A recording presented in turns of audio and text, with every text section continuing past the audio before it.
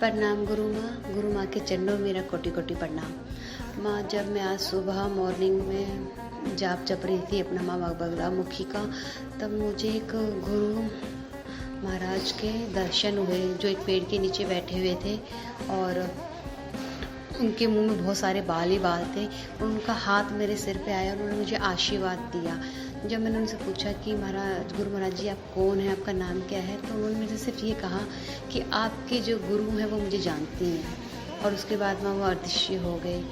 फिर माँ मैं अपना जाप जपती रही माँ। फिर एक और गुरु महाराज आए, पर वो माँ उन्होंने हाथ में ना डंडी सी पकड़ रखी थी और थोड़े झुके हुए थे वो, और जैसे झुक झुक के नहीं चलते माँ, वैसे थे वो। और मेरे पास में आके बैठ गए और मैंने उनसे तब भी मैंने यही पूछा कि गुरु महाराज जी आप कौन, अपना परिचय दें। तब भी उन्होंने मेरे से यही जवाब दिया कि आपके गुरु जो हैं मुझे जानते हैं, आपके जो गुरु हैं वो मुझे जानती हैं। उसके बाद उन्होंने मुझे ये कहा, मतलब माँ मैंने सोच के रखा था मन में कि जो मैं बगलामुखी का जो बीज मंत्र जाप कर रही हूँ वो मन में था कि मैं 1 करोड़ करूँगी, पर ऐसा मैंने सोचा नहीं कि करूँगी। तो उन्होंने ये बात मुझे उस टाइम पर बोल दी कि तुमने 1 करोड़ का मतलब जब सोच के चल रही हो, पर अभी फिर उन्होंने मुझसे ये कहा कि जब तुम्हारा 1,25,000 जप हो जाएगा तब माँ बगलामुखी का हवन करती रहा करना। मतलब अब मेरे 1,25,000 का जप होने वाला है, तो उन्होंने कहा कि तभी माँ बगलामुखी का हवन कर देना। और फिर जब भी तुम्हारे 1,25,000 जप होते जाएंगे आगे आगे, तब तुम माँ बगलामुखी का एक हवन कर दिया करो जब। ये उन्होंने मेरे से कहा। और उन्होंने मेरे से ये कहा कि तुम्हारे आसपास बहुत सी शक्तियाँ आ गई हैं, पर वो शक्तियाँ भी तुम्हारा अभी क्या कहते हैं मतलब परीक्षा ले रही हैं, तुम्हारे धैर्य को देख रही हैं। और माँ बगलामुखी तुम्हें दर्शन जरूर देंगी, पर अभी तुम्हारी जो शक्तियाँ जो आसपास आ रखी हैं वो भी तुम्हारी परीक्षा ले रही है और तुम्हारी धैर्य देख रही है, तुम्हारे में धैर्य क्षमता कितनी है। उन्होंने मेरे से ये कहा। और उन्होंने मेरे से ये कहा कि आप अपने मतलब माँ ये कहा कि आप पंचमुखी रुद्राक्ष की माला रखें और भगवान शिव की भी कृपा आपके ऊपर आ रही है।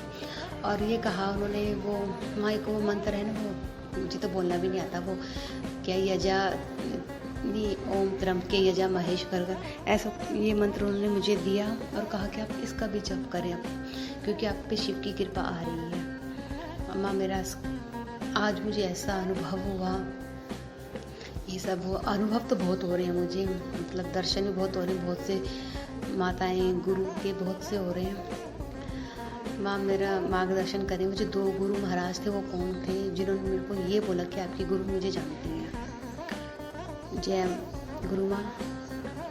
गुरु माँ के चरणों में मेरा कोटि कोटि प्रणाम। गुरु माँ को चरण स्पर्श। जब मैं पहली बार साधना कर रहा था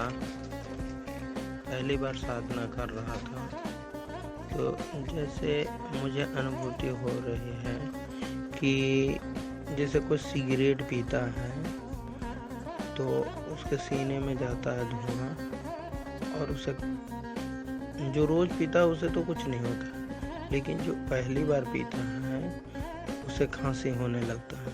पहले बार भी मैं मृत्युंजय भैरव बाबा का जब साधना किया था उस समय भी मुझे खांसी होने लगी थी, सिगरेट का बास आने लगा था।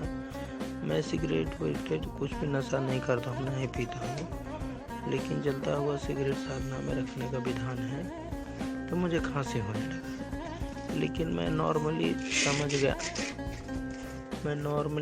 गया इस बात को। और कल से जब मैं दूसरा बार साधना प्रारंभ किया तो ठीक वैसे ही पूरा सिगरेट का धुआं मेरे कलेजे में जा बैठा और मुझे खांसी रह के होने लगा।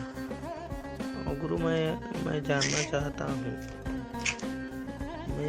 चाहता हूँ कि ये मेरे साथ क्या हो रहा है। सिगरेट का धुआं तो मैं भैरव बाबा को दे रहा हूँ, लेकिन जो भैरव बाबा खींच रहे हैं मेरे सीने में कैसे आ जा रहा है और मुझे खांसी होने लगी। क्या इसका कोई उपाय है? कृपया मार्गदर्शन करें। मैं परेशान। अंत में फिर एक बार गुरु माँ को चरण स्पर्श। जय माँ बगलामुखी, जय भैरव।